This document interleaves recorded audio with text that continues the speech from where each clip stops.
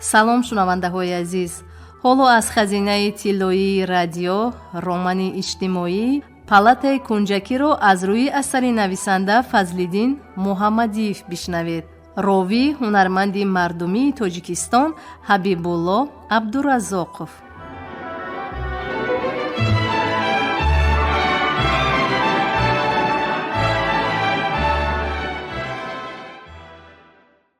иброҳимҷон ба садоҳои борони баҳорон гӯш дода номаълум ба хоб рафта буд. ҷисми ӯ ба қавли ҳамхонаи наваш Ивон Амак ҳавосанд шудааст. соати қабл аз раъду барқ ва борони сил ба таги шонаҳояш, ба дасту поҳояш дард даромад, вале ҳамин ки ҳиссаи аввали обҳои осмонӣ ба сари бому дару долу дарахт фурӯ рехт, дард пасанда шуд ва чашми ӯро ғанаб бурд. дақиқаҳои аввали бедор шуданаш фаҳмида наметавонист ки ҳавои нимторики палата оё ҳавои шомгоҳон аст ё бомдодон. ӯро овози Носир Аббос бедор кард. овози ҳо он беморе ки дар кати назди тирезаи дуюм мехобид, балки намехобид. пояшро аз кат овезон карда ба миёнҷои хона рӯй оварда гап мезад. дар рӯи девор ва сақфи палата партави оташ мерахсид ва ҳавои хонаро ба як тарзи изтиробомез алвонҷ медод. ин партави оташи ҷовидон буд ки дар як гӯшаи боғи истироҳат дар сари мақбараи шаҳидон афрохтанд ва тахмин дар 60-70 қадам масофа дар он сӯи девори табобатхона воқеъ гашт.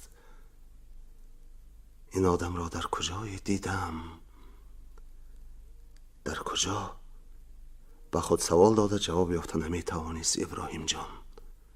оё дидаед ки ба сари охирин донаи гӯгирд гоҳо чӣ ҳодисае меояд? мепурсид Носир Аббос. донаи охирин? таъкид мекунам. шумо дар саҳрои беканор ба сармои сахт ақалламборе танҳо мондагистед. ба кӣ муроҷиат мекунад ӯ? ба Ивон Амак аз афташ. аммо Ивон Амак садои набароварда гӯш медиҳад.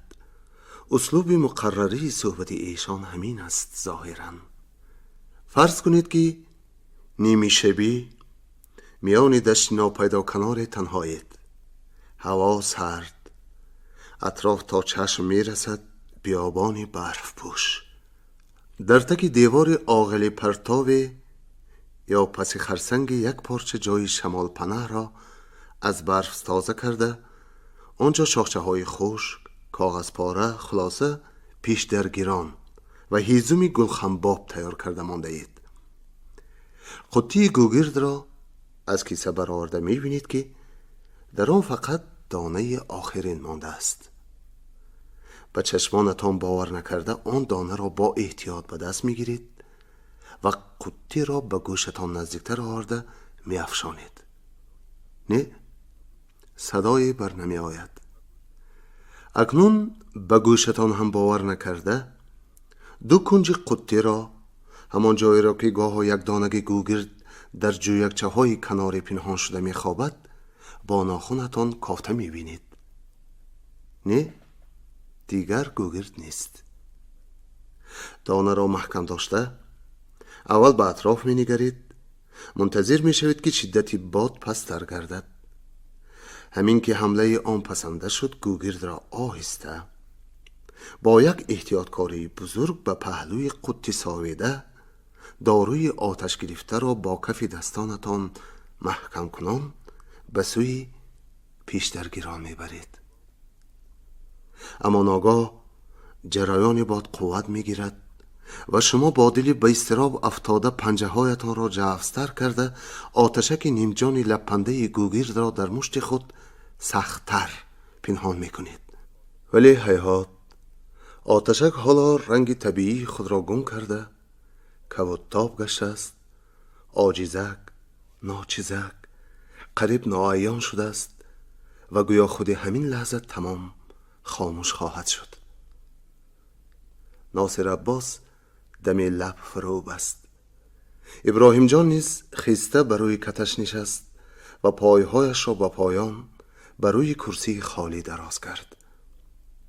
نقل این آدم درباره آتشک نیمجان گوگرد آخرین مراق او را بیدار کرده که رختی بعد خواب را از وجودش دور ساخته بود، مثل آنکه سخن از تقدیر شخص شناس حتی نزدیکی می رفته باشد.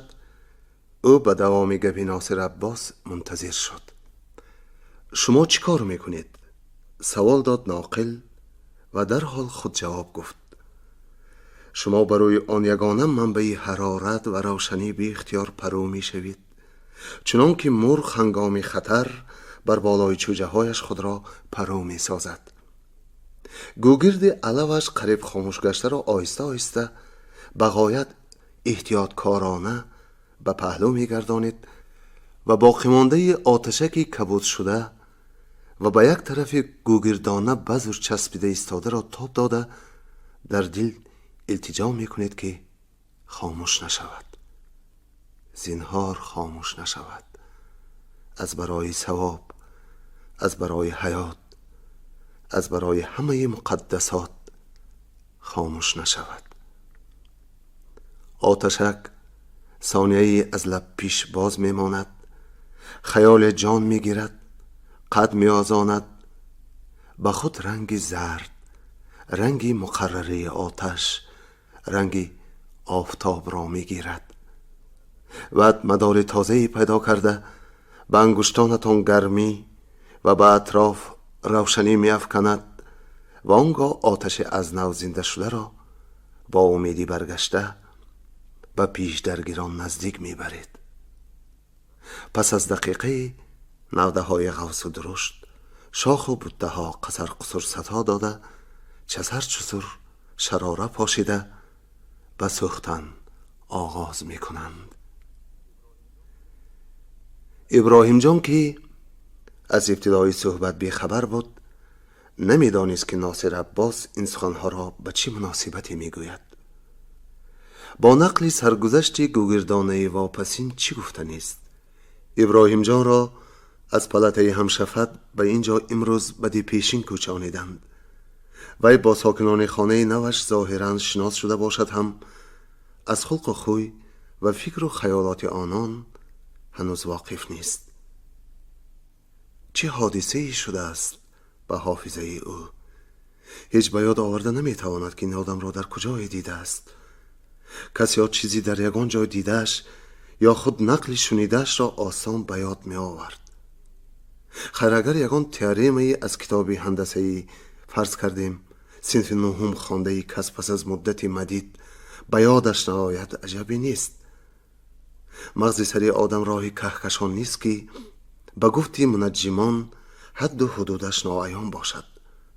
خود را از باری بر زیاد خصوصا از سرباری ها آزاد کرده می تواند. ها گفته معلومات تازه با تازه را جای کردن گیرد، یک تنیمته کم اهمیتش را از شما نپرسیده آهسته برآورده می پرتاید. لیکن به ابراهیم جان هنوز چنین حالی روی نداده است که در کجا و کدام وضع دیدن شناسی را به خاطر آورده نتوانسته باشد. درست ایوان امک خاموشی پلت را ویران نمود. درست میگویید، اندیشمندانه تکرار کرد او.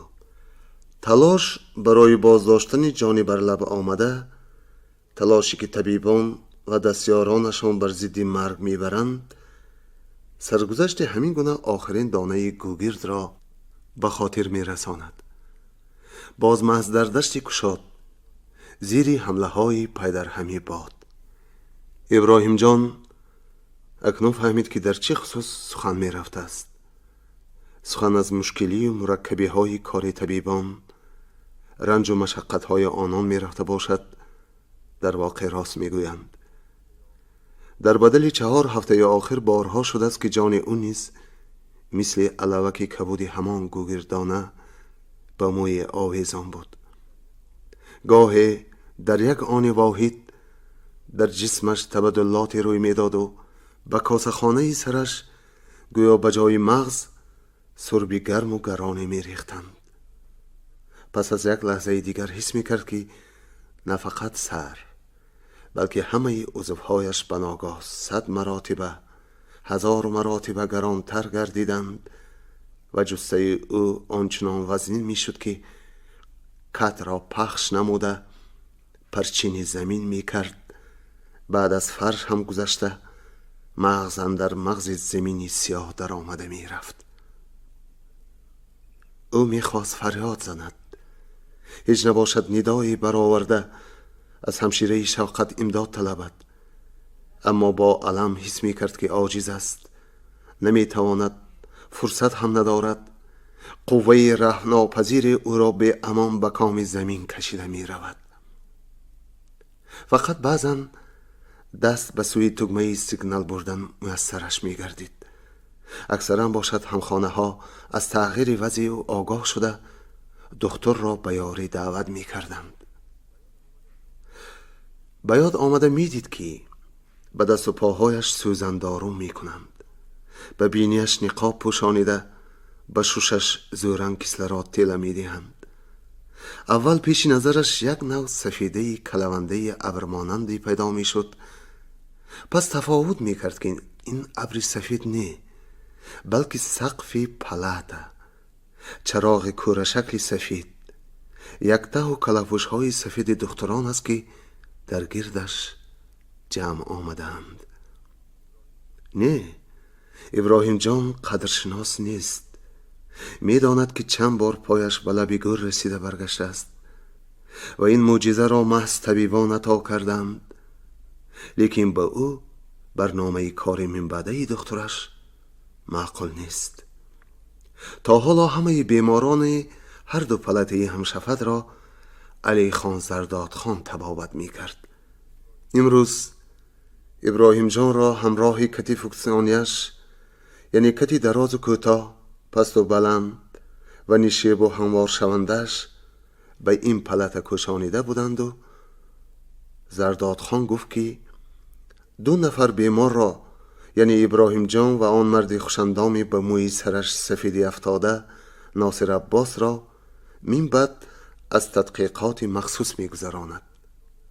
تدقیقات برای کدام یک مؤسسه نوی طبی لازم بود است که آن را به قریبی کشادند یا اکنون می کشادند. زرداد خان دکتری دهونره بوده است، چنانکه بین علمهای فیزیک و خیمیا یا مثلا خیمیا و بیولوژی که هاینجان فیزیک خیمیایی یا خیمیای بیولوژی بر این فنهای مشترک پیدا شدند، زرداد خان نیز در برابر تراپیف بودن با معالجه بیماری های عصب مشغول می شده است. اکنون هر دو بیمار باید از تاریخ کسلی خود به دکترشان به تفصیل نقل کنند. تاریخ کسلی نه به معنای رسمیش، نه به مفهومی کنسیلری کلینیکش، بلکه به آن معنا که چگونه واقعات، چگونه شرایط مادی، معنوی و غیره و هاکازا باعث پیدا شدن نخستین علامت‌های آن بیماری گردید که و آنها را عاقبت طاقت بیمارستان رسانید. زرداد خان در آخر علاوه نمود که فردا از کارهای جاری فارغ شده در نیمه دوم روز مطلب خود را مفصلتر عرض خواهد کرد. ناصر عباس از این خبر ذره ملول نشد. برعکس گویا این گونه یک نوید را که ها باز چشمدار باشد زیر لب تبسم کرده ماند. خوش موافق رجای دکتر ابراهیم جان سرگذشت خود را حکایت می کند. طبیب محترم همه قصه را حرف به حرف نوشته گرفته، سپس بین همکسبان خود در کنفرانس های علمی، کنگرس و سیمپوزیوم های دبدبناکش نقل می کند. ابراهیم جان بار کتاب یک دانشجوی اینستیتوت طب را ورق زده بود. در سرتاسر آن کتاب صورت گرفتاران بیماری های روحی را درج کرده بودند. یکی جلد سفید بالین را به شکل کلاه 3 گوشه فیلد مارشال ها قطع کرده به سر گذاشته، به دسته چوبی پالشویک همچون به شمشیر مرصع شاهانه با غرور تکیه کرده می نشسته است. دیگری به دردی وهمناک گرفتار بوده است و سر و روی خود را با سچاق پیچانیده به تکی کت در آمده خوابیده است. احتمال این تحقیقگر روح آدمیزاد خواهد که در یگان کتاب تازه صورت ابراهیم جان مایوس با رنگی پریده، چشمان نور رفته، گردنکی کج عکس یابد و به زیر آن با حرفهای قوسی سیاه چنین نوشته شده باشد: بیمار ای آ از کلینیک دکتر آ زرداد خان، نمونه پاتولوژی احساس. دکترها بی شبهه باید تحقیقات و تجربه گذرانند. بی تجربه علم پیش نرفته است و نمی رود. در زمان قدیم عالمان طب شبانه پنهانی با ندیمان و شاگردان به قبرستان رفته مرده های همان روز دفن شده را بیرون می آوردند و به گوشه برده تجربه می گذرانیدند. ابو علی ابن سینا مثلا پول یافتش را به همین کار در آن ایام ممنوع صرف می کرده است. حالا برای تحقیق و تدقیق کسلی ها همه شرایط مهیاست، لیکن طبیبان ارجمند معذور می دارند. ابراهیم جان وظیفه کلموش تجربوی را به ذمه گرفته نمی تواند. برای این خدمت یگان ذاتی ساده تر را یافتن لازم می آید. دو کسی به یک درد گرفتار شده را به یک پلاته به دو کتی به هم سر به سر آورده خوابانیدنشان بی چیز نبوده است. در عرفیت می گویند که خربوزه از خربوزه گیرد رنگ، همسایه از همسایه گیرد پند. اگر مبادا یکی از اظهار درد دل گردن تابی کنند یا شرم دارد، دومی عبرت می شود و کار آسان می گردد. کودک در باغچه خوراک نخورد چه کارهایی نمی کنند. به پهلویش بچه پرخور را آورده می نشانند. خودی مربیه ها نمونه اشتهای خوب را نمایش می دهند. ضرور باشد حتی زاچه ها با ذوق شاله می خورند. نه، ابراهیم جان به این نقشه ها راضی نیست. قصه بیماریش را گفته نمی تواند. اونی که های طبیبان را به جان اعتراف می کند. حاضر است 100 بار دیگر اقرار کند که محض سعی و کوشش، تجربه و دانش آنها باعث زنده ماندنش گشتند. اما چیزهایی هستند که حتی در بدل خیر به امثال نیز گذشت نمی کنند. کسی خسته چراغ را در نمی گیرانید. پرتوی آتش جاویدان اکنون باز عیان تر گشته بود. در پلاته همسایه، پلاته 12 که او را از آنجا آوردند، این پرتو نمی رسید. هر دو تریزه آن به طرف کوچه می نگریست. پلاته حاضره خانه کنجکی است و یک تریزش به سوی باغ استراحت یله می شود، دویومش به کوچه. حالا من به یک رن کینا ها می برایم. های های، چی استقبالی درخشان. دندانهای مروارید سان سفید جلادارش را نشان داده با آواز جرنگاسی از ته دل صمیمانه می خندید خرامان. لیکن من آدمی به شهرت بی‌پروا نیستم. راستش را گویید، برای دیدن صورتم کی به کینو تئاتر تازم؟ تا تیار شدن ژورنال کرونیک نیم ماه می گذرد. گفت ابراهیم جان سراسیمه نشوید. نه، سراسیمه می شوم. همچنان خنده کنان می گفت خرامان، ولی هم صحبتش را مجال حرف زدن نبود. گویا سحری ساخته زبان او را به کامش چسبانیده بودند. چه حالتی رخ داد به وی. او را دید، آوازش را شنید. همراهش در میدانچه شغلزار اطراف مناره کرنی بار بردار قدم زده مطلب خود را بیان نمود و به ناگاه درک کرد که بدبخترین آدمانی روی زمین محض او ابراهیم جان است. حس کرد که همه عمر 25 ساله او تا همین روز رایگان رفته است. راهی که در حیات شخصیش طی کرده است آن راهی نبوده است که انسانی صاحب اقبال طی می کند. او را تقدیرش گمراه کرده بوده است. خوش گفتن جوانزن او را به عالم واقعی برگردانید. گفت که باید همراه او به کابینه کرم براید. در همان جای در سر کار بین دستک و فشنگ ها عکسش را به نوار بگیرد. اما جوانزن گفت که برای برآمدن به کابینه کران اجازت سرانشینی اداره منتج و استفاده کران ها و مکانیزم های ساختمان در کار یا رخصت انجینیر اینسپکسی دولتی نظارتی تکنیکی. ابراهیم جان برای اجازت اقلا به دره لوچاب برود، رخصتنامه رسمی بیاورد. غیر از این، گفت خرامان، با آنجا برآمدن از پایان سهل می نماید. و باز حادثه را به یاد آورده قاقا خندید و پس از فارغ شدن از خنده نقل کرد که یک وقتها ایامی که او در کرسی کرانداران تعلیم می گرفت، یک شخصی صاحب عزتی به زینه کران چسبیده قریب تا به تک کابینه رسید و ناخواسته در همان جای شخ شده ماند. از افتکار به پایان نگاه کرده ترسید و دست و پایش را مدار ترک نمود. خیریت اطراف زینه قفسی داشت. معلم ما برآمده پاهای لرزان بیچاره را از پایان آغوش کرده افتادنی نماند و بچه نوقدم را ایتک می کردگی بر این پایهایش را به نوبت یک تا حرکت داده با عذاب فرآورد. وقتی که خرامان این واقعه را خنده کنان حکایت می کرد، در پهلوی پایه کرم بود. ابراهیم جان با امر عادت وظیفه خود را به یاد آورده در حال چند قدم پس رفت و سر دو پا نشست و پیکر جوانزن را با ابیکتیو فراورده در همان حالتی که گاه به قفس کران گاه به بالا به سوی کابینه اشاره ها کرده خنده کنان یادداشت می گفت به نوار گرفت. بعضی کینو اپراتوران فتاورت هم برداشته می گردند. اندکی تأسف آمیز گفت خرامان. بعضی ها دارند، اما چه لازم؟ صورت می گرفتید، برای خودم یک دو نسخه می دادید. می گویند که صورت رپرتورها خوب می براید. از نوار کینا هم صورت برداشتن ممکن، حتی بهتر می براید، چون که صورت کس هنگام حرکت به چندین وضعیت خیلی طبیعی عکس می آبد.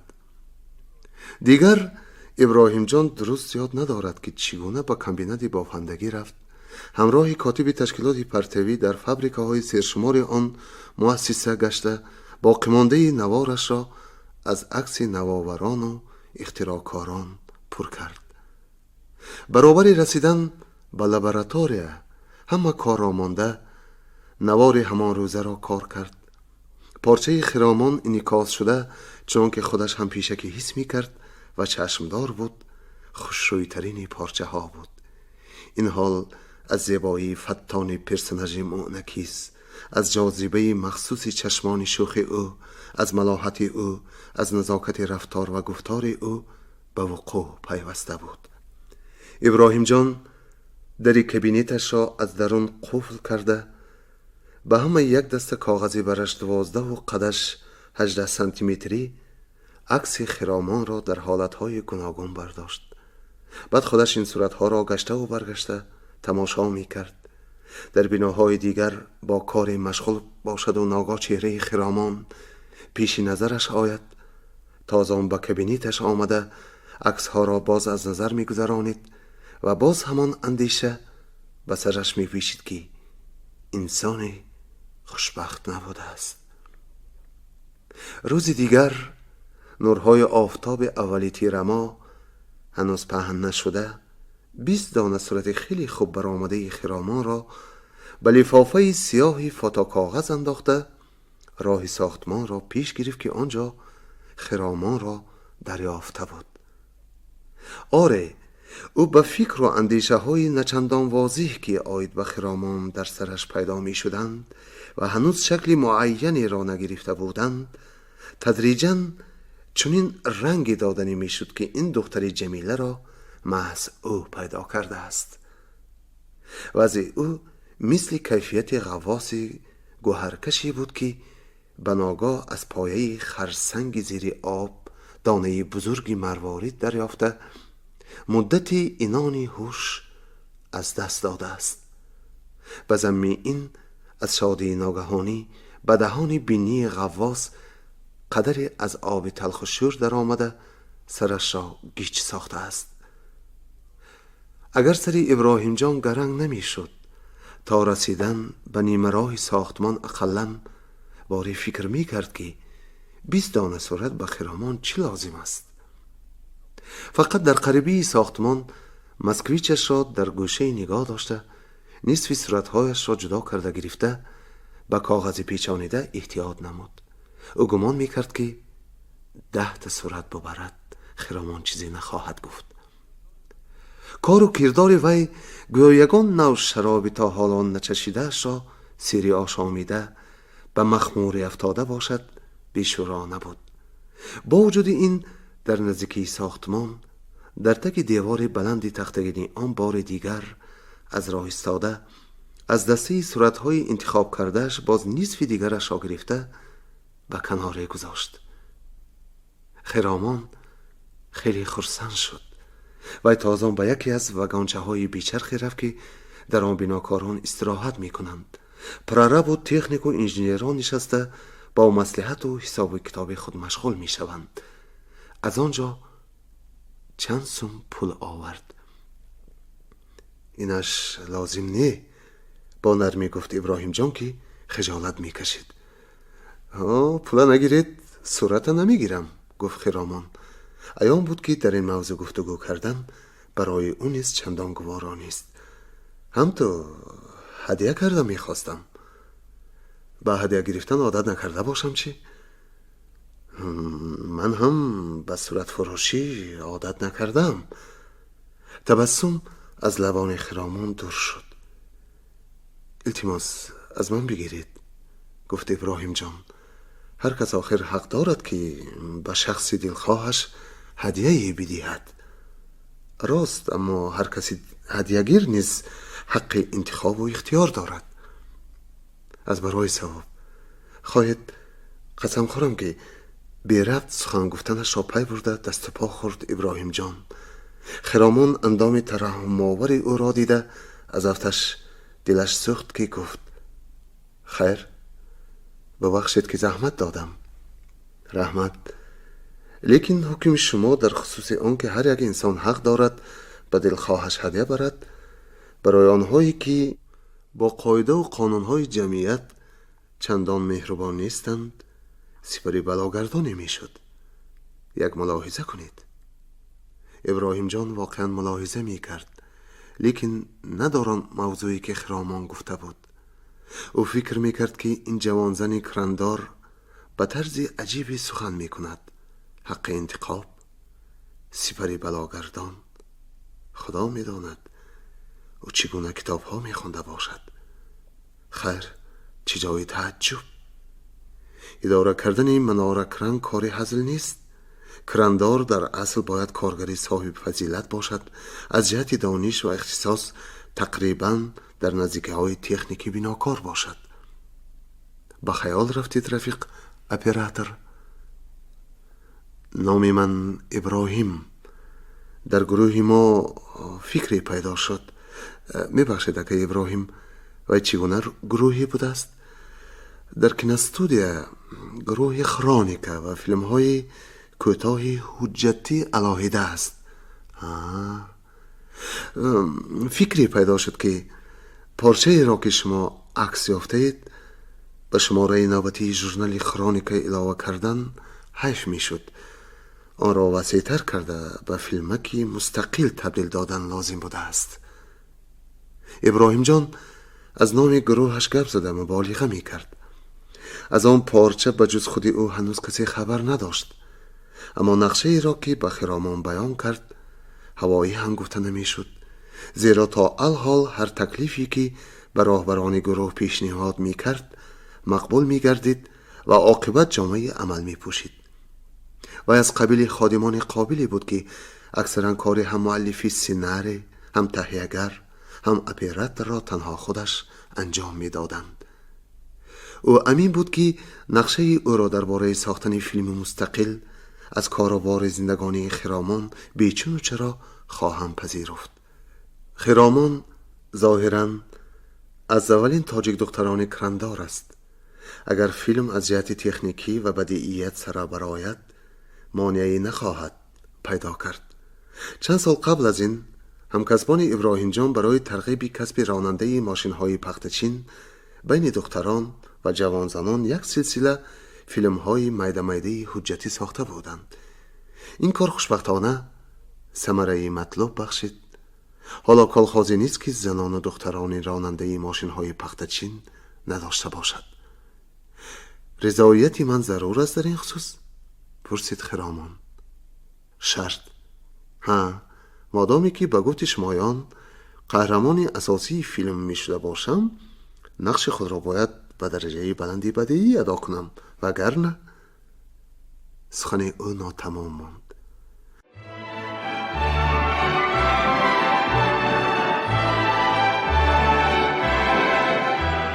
шунавандаҳои азиз, ёдрас мешавем ки шумо аз хазинаи тиллоии радио романи иҷтимоии палатаи кунҷакиро аз рӯи асари нависанда Фазлиддин Муҳаммадиев дар қироати ҳунарманди мардумии Тоҷикистон Ҳабибулло Абдураззоқов шунидед. анҷоми гуфтори якум шоду сарфароз бошед.